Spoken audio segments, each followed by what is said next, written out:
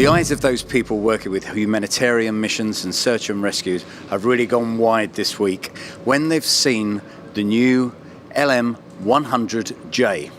I'm with Tony Frese from Lockheed Martin, who's going to tell us why this aircraft is making such a difference. Tony, welcome. Can you tell us about this new civil aircraft that Lockheed Martin are now developing? So the civil version is really built on the military version that's been in use for over 60 years. And we take advantage of the strengths of the C-130J, which is accessibility to areas of the world that are very hard to reach.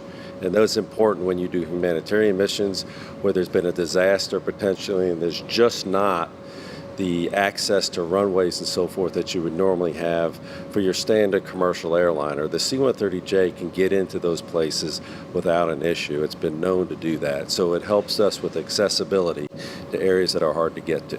So when you're talking about accessibility, are you talking about short runways or are you talking about dirt and grass? What can it do? That strength of the C-130 can land on what we call unprepared runways. It could be dirt, gravel, grass, areas that as long as you have a long enough strip, and it doesn't have to be that long, you could put the C-130 down. It's designed in a rugged fashion to withstand those kinds of conditions. Now we've seen the C-130J dropping paratroopers and taking in these heavy loads. How is that working inside the civil version in terms of taking cargo, and how are you adapting to new technologies to help with the loads? The thing to remember, the LM-100J is a complete digital airplane. We designed that 20 years ago when computers were still, that integration was still relatively new. We've been doing it for 20 years now.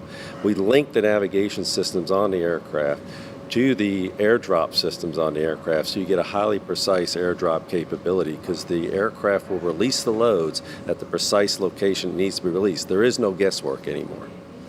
And what sort of customers do you expect? Is it going to be governments or are you expecting freight operators as well going in for this work? We think of both commercial for-profit businesses as well as governments. We sold the previous version to this, the L-100, to over 18 different countries or governments. So we think there's a market there. We also sold commercial for-profit operators. So we think there's both.